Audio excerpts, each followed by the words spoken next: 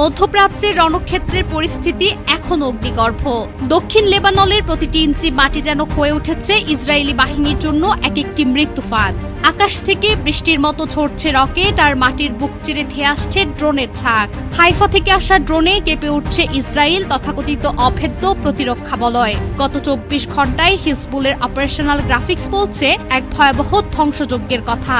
দক্ষিণ লেবাননের পাহাড়ি অঞ্চলে দখলদার বাহিনীর অগ্রযাত্রাকে রুখে দিতে লেবাননের প্রতিরোধ যোদ্ধারা চালিয়েছে একের পর এক বিধ্বংসী অভিযান।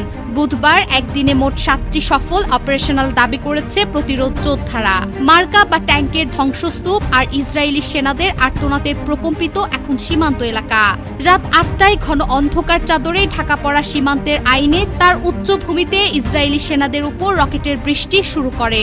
হিজবুল্লাহ একের পর এক রকেট গিয়ে আছড়ে পড়ে সাজোয়া জানের উপর। এরপর রাত ১১:৩০ থেকে ১২টার মধ্যে মালকিয়া এবং রাইটা শহরে থাকা ইসরায়েলের ইউনিটগুলোর উপর চালানো হয় দফায় দফায় হামলা।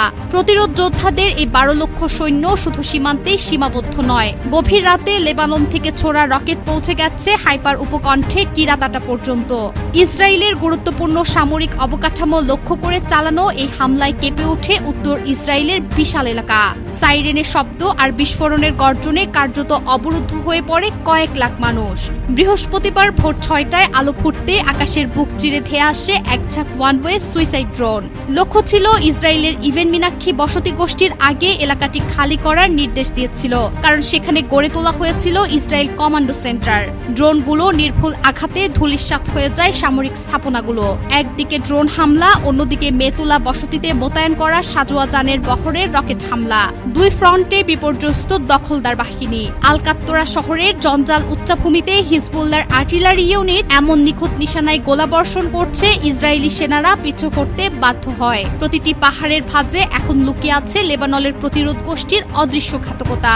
ইসরায়েলের প্রতিরক্ষা বাহিনী বা আইডিএফ স্বীকার করে নিয়েছে লেবাননের মাটিতে তারা ভয়াবহ ক্ষতির সম্মুখীন হচ্ছে। প্রতিরোধ গোষ্ঠীর সারফেস টু এয়ার মিসাইলের ভয়ে ইসরায়েলি যুদ্ধবিমানগুলো এখন আকাশে ডানা মেলতে দ্বিধাবোধ করছে।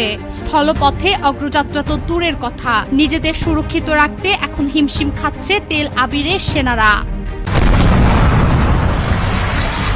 মধ্যপ্রাচ্যের রণক্ষেত্রের পরিস্থিতি এখনো অগ্নিগর্ভ।